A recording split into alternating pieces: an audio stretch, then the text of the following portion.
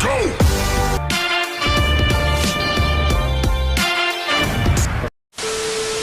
what's up mga karel yun? Ayun mga karel. Bigla lang ako natawa yan.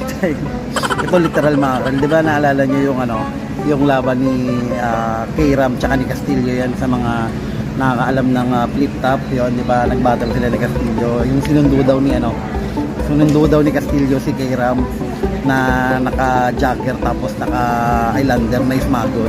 Ito mga karel, siyempre yung father ko, wala akong magawa, papunta na akong airport, and then yun, on the spot nagpalit kami ng tsinelas. Yung pinalit sa akin literal na yung sinabi ni K-Ram. Yan mga karel. Nakailan dyan mo sa smagol, Pero yung smagol ko, literal puga, ang dumi-dumi po. Galing ng construction niya, pero tinan mo mga karel, di puga, pinagdaanan ng ng simento. Grabe talaga yung papa ko,